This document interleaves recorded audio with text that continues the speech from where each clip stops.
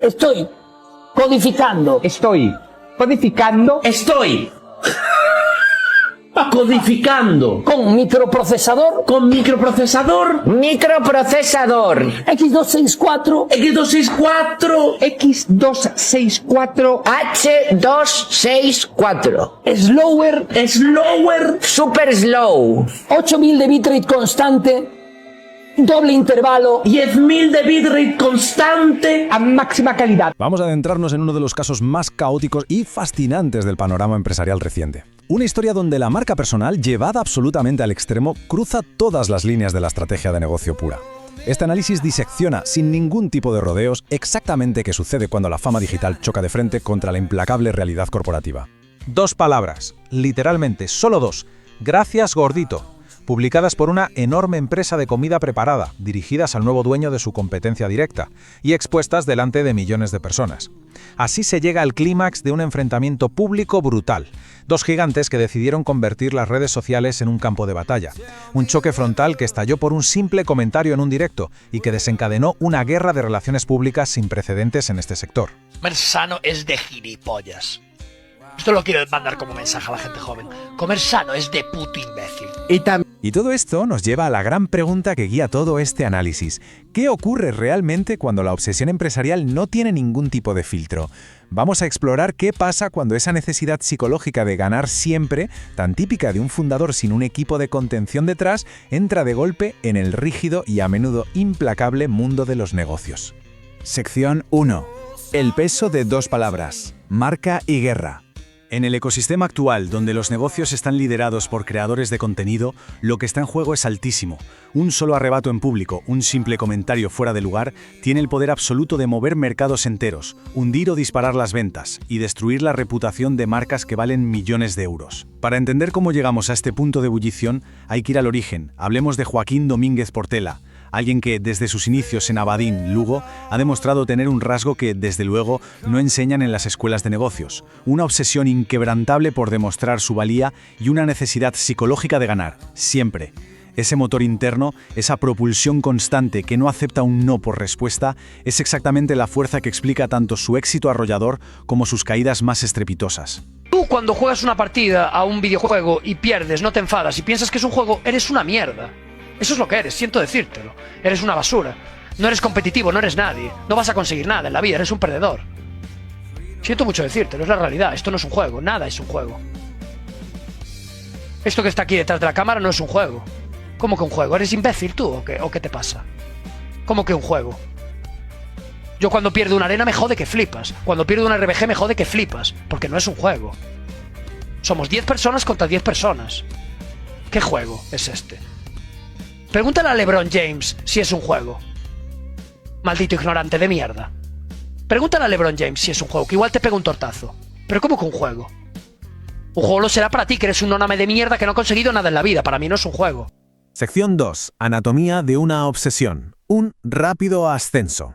Y es que esta intensidad psicológica inmanejable es lo que alimentó un ascenso digital brutal, sentando las bases de la empresa que luego protagonizaría la polémica. Si nos fijamos en la cronología, todo cobra sentido. En 2016 asegura un puesto corporativo súper estable como editor de vídeo para el Real Madrid. Para muchos eso sería la meta definitiva, pero no para él. En 2019 asume el enorme riesgo de dejar esa seguridad para lanzarse a Twitch a tiempo completo. El resultado llega en 2022, cuando corona la cima y se convierte en el canal con más suscriptores activos de toda España. Y finalmente, el salto al vacío en 2024, la compra de Noitz. Hablamos de una trayectoria totalmente vertical propulsada por esa misma obsesión que simplemente no sabe cuándo frenar. Pero claro, la obsesión siempre pasa factura. Marzo de 2022. En pleno directo, una pestaña del navegador revela por puro accidente una cuenta secundaria y anónima de Twitter. De repente, millones de seguidores descubren que usaba esa identidad oculta para enzarzarse, insultar y responder a sus críticos. La crisis de reputación fue absoluta. Desapareció del mapa durante 10 días, algo impensable para su ritmo frenético de trabajo, para luego volver con una disculpa pública y la firme promesa de buscar terapia profesional. Fue sin duda la primera gran señal de alarma de que esa falta total de filtros podía destruir en segundos todo lo que había construido. Sección 3. El multiplicador del creador. Entrada en la comida preparada. Tras intentar reestructurar su imagen y canalizar esa energía desbordante, llegamos a febrero de 2024. Aquí toma una decisión estratégica monumental: irrumpir en la industria de la comida preparada adquiriendo una participación mayoritaria en Knowits, una empresa familiar de Alicante. Y ojo a la estructura de este movimiento, porque es clave. Por un lado, el modelo Knowits opera con cocina propia y un control absoluto sobre la calidad de ingredientes y procesos. En el extremo opuesto tenemos el conocidísimo modelo de Mr. Beast Burger, basado en cocinas fantasma y una dependencia total de terceros, lo que en su día acabó en un caos logístico tremendo y una pérdida de calidad imperdonable. Elegir el modelo de Knowits demuestra una visión de negocio muy sólida. Al ser dueño de la cadena de producción, se mitigan esos riesgos masivos que ya han hundido a otros gigantes del contenido. El producto era genuinamente bueno, lo único que necesitaba era exposición. Para ponerlo en perspectiva, antes de la compra, esta era la realidad de Knowits: apenas 1000 platos a la semana. Esa era su capacidad de producción total y su volumen de ventas para toda España. Era un negocio funcional, sí, pero prácticamente invisible dentro del inmenso mercado nacional. Ese es el punto de partida. Y entonces, el impacto del anuncio fue fulminante. Se publica un vídeo de presentación de apenas 12 minutos enseñando la fábrica y los servidores de la empresa colapsan por completo. El famoso multiplicador del creador entrando en acción de la forma más explosiva posible. La cuota de mercado de Knowits pasó de un residual 0,4% a un alucinante 7%. Un cambio tectónico en toda la industria provocado única y exclusivamente por un solo contenido audiovisual. El dato que lo cambia todo es este: la base de clientes se multiplicó por 15 en cuestión de 30 días. Esto es la prueba empírica de una de las leyes de oro del marketing moderno. La atención y, sobre todo, la confianza que una audiencia deposita en un creador se transfiere directamente a las ventas de un producto a una velocidad que el marketing tradicional sencillamente no puede igualar. A nivel de negocio fue un éxito demoledor. Sección 4. Riesgos de la exposición pública. El día que la estrategia se rompió. Pero como en las mejores historias corporativas, la victoria fue efímera. Para entender el calibre del error que se cometió en el cuarto día tras la compra, primero hay que contextualizar al objetivo del ataque. Ese día, toda la estrategia se fue al traste por un error no forzado, fruto directo de esa personalidad irrefrenable del fundador: atacar abiertamente a la competencia durante una transmisión en vivo. Y Wetaka no era un jugador menor, ni mucho menos. Era el líder indiscutible en España. Hablamos de un coloso que factura 15 millones de euros y reparte 65.000 platos cada semana. Pues bien, en lugar de centrarse en celebrar su propio crecimiento récord, el fundador de Knowits decidió destripar públicamente la calidad y el empaquetado de este gigante. Una declaración de guerra total, impulsada puramente por la adrenalina. La respuesta de Wetaka es un caso de estudio brutal sobre cómo ejecutar represalias de relaciones públicas corporativas. Fue rápida, fue despiadada y fue quirúrgica. Lanzaron un hilo en redes desenterrando un correo del año 2020 donde el propio creador les rogaba una colaboración. Luego sacaron una foto de graduación pixelada que desmontaba por completo una supuesta relación del pasado. Y como golpe de gracia, coronaron la defensa con ese ataque personal directo y humillante del que hablábamos al principio. Básicamente convirtieron el pasado de su atacante en un arma para deslegitimar de un plumazo toda su crítica empresarial. Y esto nos lleva a la verdad más incómoda de todo este conflicto. Existe una fractura total entre el daño reputacional y el impacto de negocio real. Por un lado, el desastre de imagen fue monumental: ataques personales, una percepción de marca inestable y una sensación de caos corporativo absoluto. Sin embargo, si nos fijamos en los números, Wetaka creció un 25% en plena tormenta y Knowits logró sostener sus ventas astronómicas. Así que, a pesar de la nula previsión estratégica y de todo el lodo mediático, la brutal visibilidad que se generó hizo que, paradójicamente, ambas empresas experimentaran una explosión en ventas. Sección 5. Lecciones de marca y negocio. Conclusiones estratégicas. Llegados a este punto, toca destilar el verdadero aprendizaje de esta colisión entre el drama de Internet y la conquista de cuota de mercado. Hay 4 pilares estratégicos innegociables aquí. Primero, la infraestructura tiene que ser capaz de aguantar el golpe. Si Knowits no hubiera tenido su propia cocina, este tsunami viral los habría hundido logísticamente. Segundo, la visibilidad de un creador es un arma potentísima, pero extremadamente frágil. Tercero, atacar a la competencia en la plaza del pueblo no es estrategia, es jugar a los dados. Un ataque público sin calcular es un pasimo enorme. Y cuarto, y quizá lo más crítico, cuando la identidad de una marca depende indisolublemente de su fundador, implementar sistemas de control vale muchísimo más que la simple consciencia de los propios defectos. Y cerramos este análisis con una reflexión contundente que todo profesional debería grabarse a fuego. El problema no es saber quién eres, es tener estructuras que te protejan de ti mismo. El autoconocimiento no sirve de absolutamente nada en los negocios si no hay protocolos que frenen el impulso destructivo en el segundo crítico. Sí, es innegable que la atención mediática puede disparar las ventas, pero solo las estructuras operativas sólidas logran construir empresas que sobreviven al paso del tiempo. Quien aspira a dejar un legado empresarial sostenible nunca debe olvidar que el mayor riesgo para un negocio a veces se sienta en la propia silla de dirección. Queda flotando en el aire una pregunta inevitable. ¿Cuándo dejará la industria de premiar la atención explosiva por encima de la estabilidad corporativa real? A ver, en el entorno corporativo tradicional, cuando dos empresas compiten por una cuota de mercado millonaria, lo normal es esperar movimientos calculados en la sombra. Ya sabes, campañas de marketing subliminales o, como mucho, notas de prensa redactadas milimétricamente por bufetes de abogados. Exacto, todo muy aséptico. Pero aquí nos encontramos ante un escenario radicalmente distinto y, bueno, mucho más salvaje. Porque no se trata de un simple cruce de insultos en Internet. Lo que subyace bajo esas dos palabras es el desenlace de un verdadero choque de trenes empresarial. El choque frontal entre la economía real y la marca personal sin ningún tipo de filtro. Totalmente. Y por eso, esta inmersión que vamos a hacer hoy funciona como un caso de estudio clínico sobre estrategia, operaciones y gestión de riesgos. Es la disección perfecta de qué ocurre cuando se inyecta una cantidad descomunal de atención pública en una pequeña infraestructura física. Y sobre todo, bajo el liderazgo de una figura que es incapaz de controlar esa necesidad primaria y visceral de ganar todas las discusiones. Ahí está el núcleo del asunto. Y el arquitecto de toda esta situación no es un directivo de traje y corbata. Es Joaquín Domínguez, conocido mundialmente en Internet como el Shocas. Para entender cómo un negocio de venta de platos preparados puede pasar de la irrelevancia absoluta a colapsar su producción por puro éxito en cuestión de horas y luego verse envuelto en una guerra pública, hay que entender primero la psique del fundador. Y esa historia arranca muy lejos del epicentro financiero de España. Empieza en Abadín. Fíjate que ese contraste geográfico resulta fundamental para trazar el perfil psicológico que operará más adelante en los negocios. Comer sano. Abadín es un municipio rural en la provincia de Lugo con menos de 2.000 habitantes. Hablamos de una familia trabajadora, unos padres que regentan una peluquería. O sea, no hay grandes rondas de inversión en sus inicios ni contactos en las altas esferas. Nada de eso. Pero lo que sí hay, según documentan todas las fuentes sobre sus orígenes, es un rasgo de carácter que se va a repetir constantemente a lo largo de los años. Una aversión casi patológica a pasar desapercibido, una necesidad absoluta de no ser ninguneado por nadie y de demostrar siempre una superioridad evidente. Y a ver, en términos de liderazgo, ese motor interno es un arma de doble filo. Es verdad que funciona como una fuente de energía inagotable, que empuja a alguien a salir de un entorno pequeño para conquistar metas inmensas, pero, claro, es un motor que se alimenta del conflicto. Su trayectoria profesional temprana... Pero no está lleno de comida. Bueno, realmente sí. Pero de comida, ya comida. Comida que sé que va a oler mal si la meto en la basura.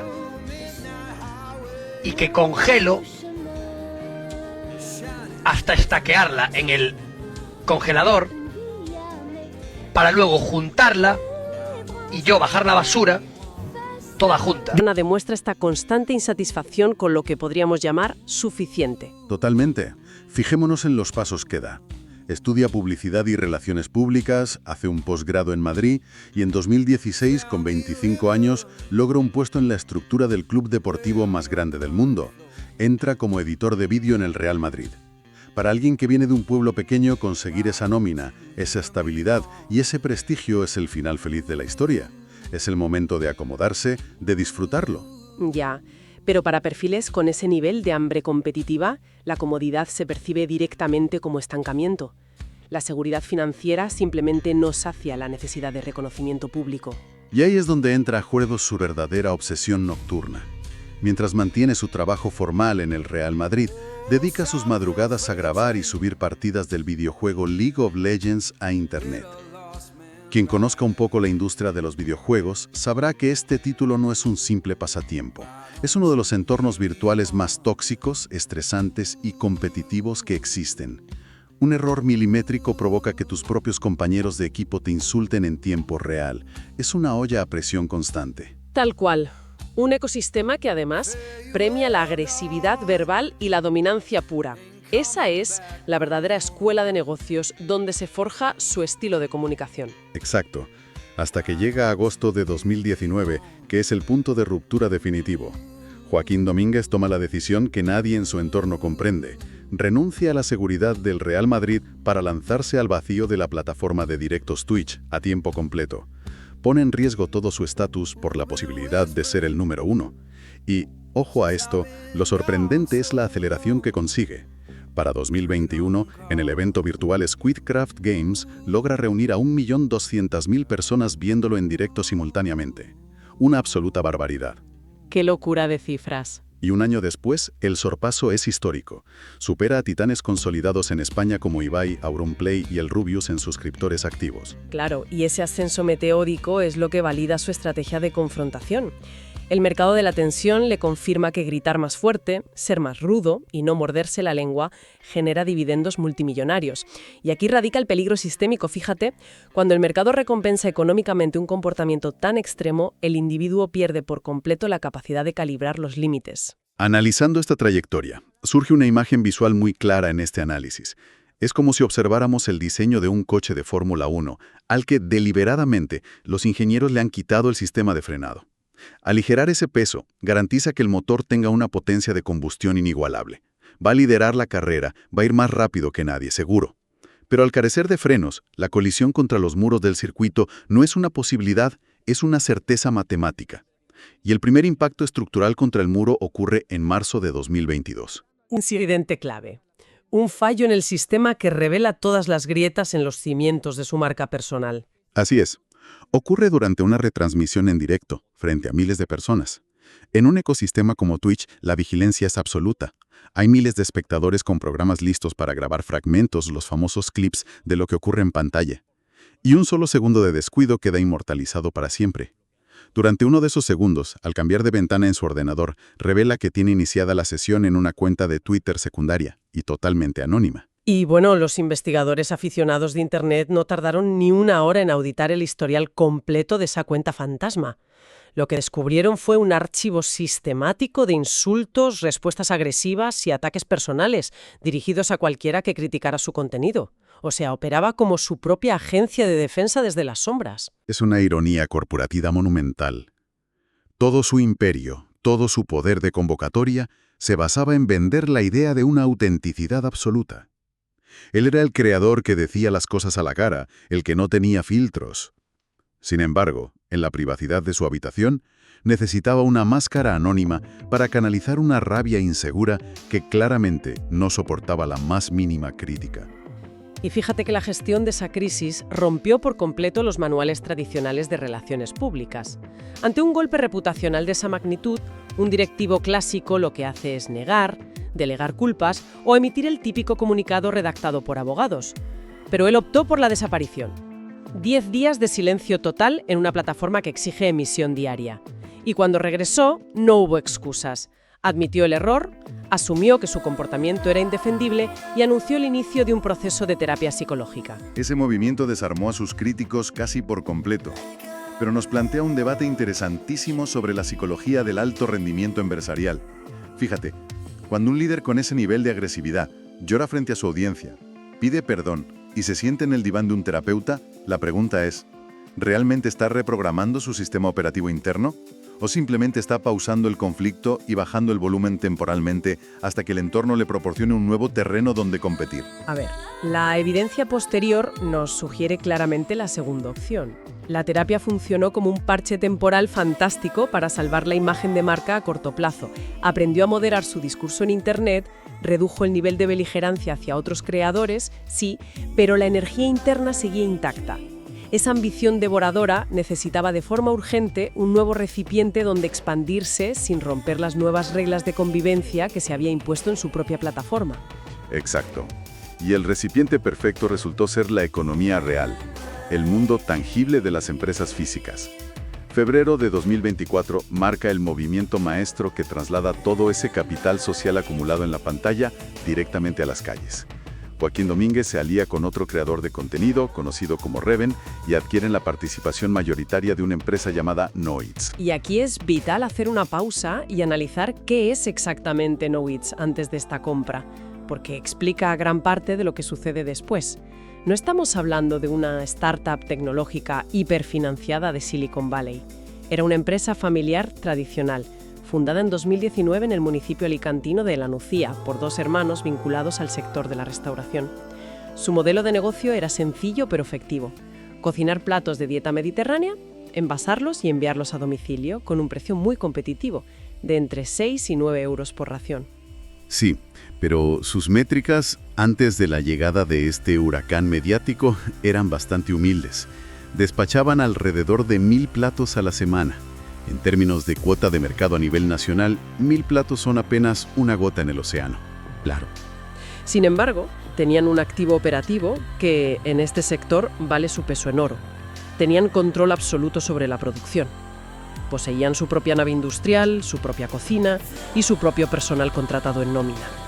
Y para comprender el inmenso valor estratégico de este pequeño detalle, hay que observar cómo ha operado históricamente el cruce entre grandes creadores de contenido y el sector de la alimentación. Resulta fascinante hacer la comparativa. El caso de estudio por excelencia es el de MrBeast Burger. Cuando el mayor creador de vídeo del mundo decidió lanzar su marca de hamburguesas, optó por un modelo basado en las famosas cocinas fantasma. Un modelo que prioriza la velocidad de expansión brutal por encima del control de calidad. Exactamente. La logística de una cocina fantasma implica que la empresa matriz externaliza toda la preparación a miles de restaurantes locales que son ajenos a la marca.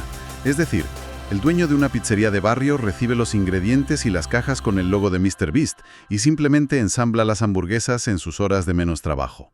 Y el resultado mecánico de esto, una catástrofe absoluta de control de calidad. Lógico. A ese dueño de la pizzería no le importa en absoluto la reputación a largo plazo de MrBeast. Su objetivo principal sigue siendo su propio restaurante. Y claro, las hamburguesas llegaban crudas, frías o mal presentadas, destruyendo por completo la confianza del consumidor a nivel global. Hubo demandas multimillonarias de por medio. Ahí está el tema. Noits presentaba el escenario diametralmente opuesto. Al tener la cocina centralizada en La Nucía, si la salinidad de un plato fallaba o un envío se retrasaba, el problema se podía auditar y corregir internamente sobre la marcha. Solo necesitaban una cosa para explotar todo ese potencial: un canal de adquisición de clientes de coste cero. Y vaya si lo encontraron. Ese canal se activó el 3 de febrero de 2024, el lanzamiento oficial. Se publica un vídeo de 12 minutos mostrando las entrañas de la empresa, la higiene obsesiva de las cocinas y los ingredientes frescos.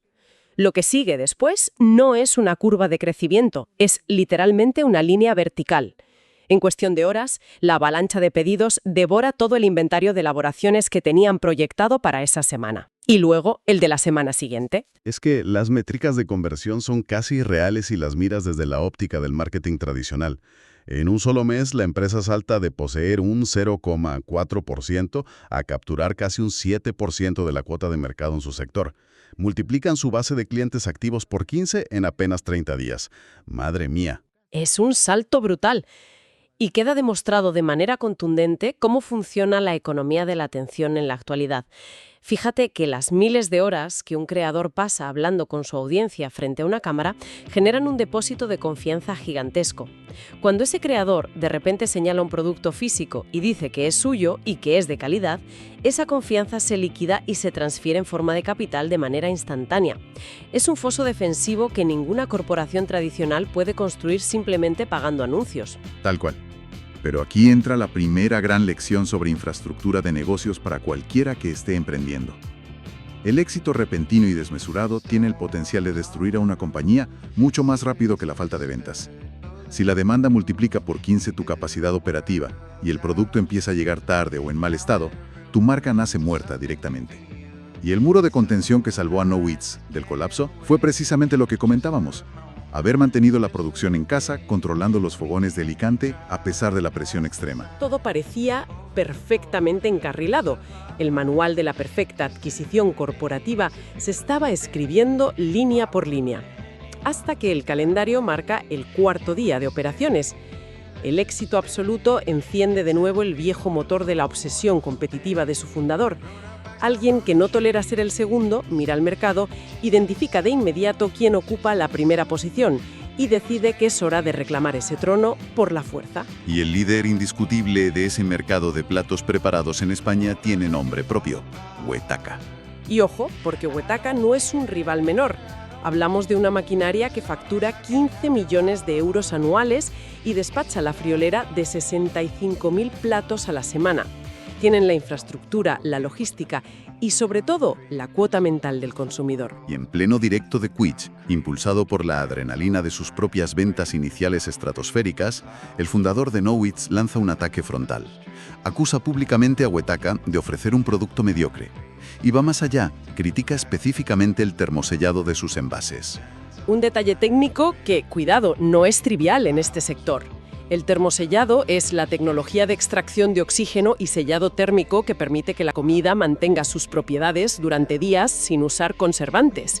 Es lo que diferencia a un plato profesional de un simple envase casero de plástico. Atacar esa técnica es atacar el núcleo absoluto de la propuesta de valor de toda la industria. Una declaración de guerra en toda regla que exigía una respuesta.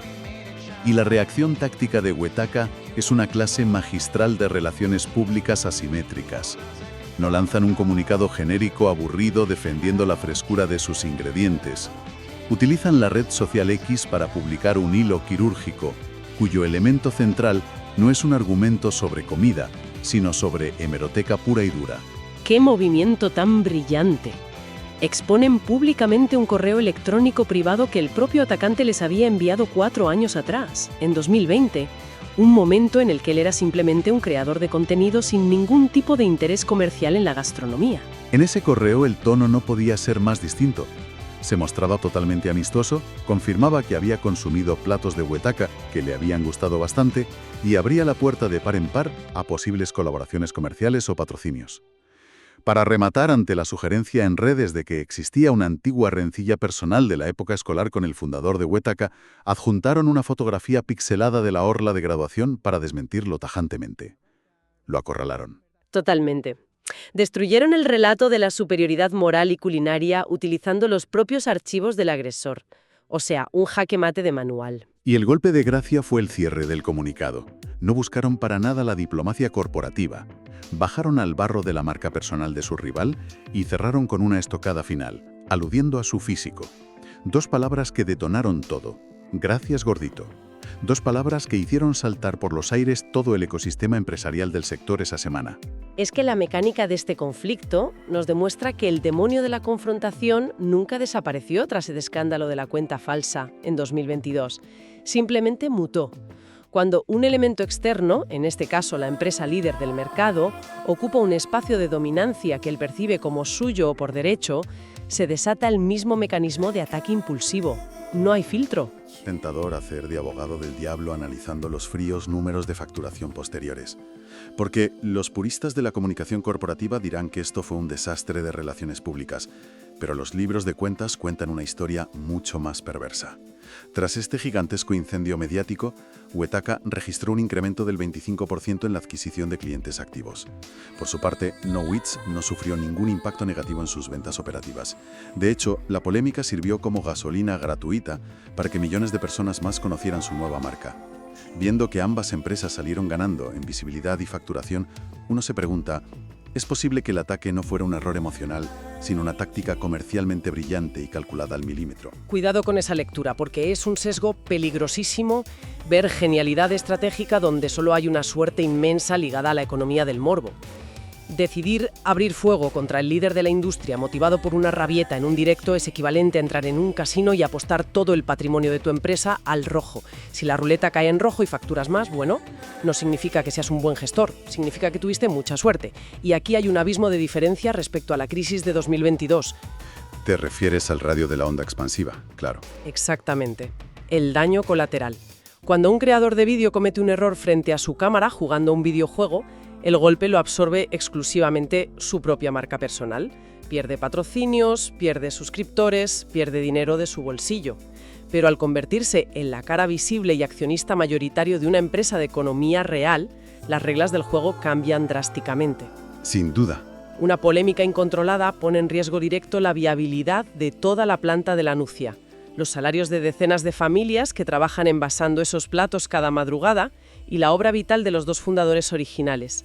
El riesgo reputacional deja de ser una cuestión de ego individual para convertirse en un peligro estructural masivo para mucha gente. Lo cual nos obliga a destilar el verdadero valor analítico de esta historia para cualquier directivo o fundador que escuche este análisis. A lo largo de esta inmersión profunda, hemos visto cómo la infraestructura logística y propia de Knowits evitó el colapso que sepultó a iniciativas como las cocinas fantasmas de grandes creadores internacionales. Hemos visto también la extrema fragilidad de vincular una estructura de costes fijos empresariales al estado de ánimo diario y volátil de un creador en directo. Y hemos presenciado una lección brutal sobre asimetría de información. Básicamente, atacar sin red es jugar a la ruleta rusa en el libre mercado, porque el atacante nunca controla qué correos antiguos o archivos olvidados descansan pacíficamente en los servidores de su rival. Así es. Pero existe una lección subyacente mucho más profunda en todo este caso. Y tiene que ver directamente con el concepto del autoconocimiento en el liderazgo. Fíjate, ese es el punto verdaderamente crítico. Regresemos por un momento al episodio de las lágrimas públicas y el arrepentimiento de 2022. El protagonista de esta historia analizó sus defectos, identificó públicamente su incapacidad para gestionar la ira y la frustración e inició un proceso de terapia clínica. Tenía el mapa detallado de sus propias zonas oscuras, pero la cruda realidad corporativa nos plantea una pregunta implacable. ¿De qué sirve que el máximo responsable de una empresa conozca al detalle sus propias debilidades psicológicas si la organización en sí carece de anticuerpos institucionales? Es decir, si no existen protocolos, comités o barreras de contención operativas que le impidan agarrar un micrófono durante un pico de estrés y lanzar un ataque no consensuado que pueda destruir el trabajo de cientos de personas. Totalmente de acuerdo. Esa es la frontera definitiva que separa al talento individual brillante del verdadero management empresarial. En las altas esferas del mundo de los negocios, el autoconocimiento introspectivo es insuficiente si no va acompañado de una sólida gobernanza corporativa. Existen innumerables ejemplos de grandes visionarios, como puede ser el caso de Elon Musk y sus controversias constantes en redes sociales, donde las juntas directivas deben intervenir regularmente para proteger el valor para el accionista frente a los impulsos erráticos del individuo. La madurez empresarial radica en instaurar sistemas de seguridad diseñados para proteger a la organización e incluso proteger al líder de su propia naturaleza impulsiva cuando la presión supera los límites lógicos de tolerancia. A día de hoy, resulta fascinante observar que el ecosistema de Knowits sigue operando a toda máquina. Las cintas transportadoras en las naves de Alicante siguen envasando platos, y los márgenes de rentabilidad siguen su curso natural dentro de la dura economía real. Y todo ello operando bajo el mando de un individuo que sigue siendo en esencia la misma persona impredecible y pasional que conquistó Twitch. Es un equilibrio constante en el alambre, un experimento de negocios a tiempo real, donde una atracción comercial colosal convive a diario con el riesgo latente del próximo gran desliz verbal. Un escenario interesantísimo que exige un replanteamiento total de cómo se valoran los intangibles en la economía moderna. Ya no solo importa el flujo de caja, importa la volatilidad de la atención. Lo cual nos deja con una reflexión final ineludible para concluir este análisis a fondo. Un dilema que cualquier fondo de capital riesgo o empresa competidora tendrá que resolver inevitablemente si alguna vez este negocio se pone a la venta. Imaginemos por un segundo el momento en que se encargue una auditoría de compra formal. Cuando los analistas revisen el balance, se encontrarán con una marca personal hipermagnética capaz de mover millones de euros en cuestión de horas con un simple vídeo. Pero simultáneamente sabrán que esa misma marca es capaz de dinamitar meses de cuidadoso trabajo corporativo con un solo comentario cruzado en directo de madrugada. Al redactar el informe final, quien ponga el dinero sobre la mesa tendrá que decidir en este nuevo paradigma donde la autenticidad extrema es la reina indiscutible del mercado. Ese creador de contenido se contabiliza como el activo intangible más valioso que multiplica el precio de venta. Se clasifica irremediablemente como el pasivo de riesgo tóxico más peligroso de toda la operación. Queda para la reflexión.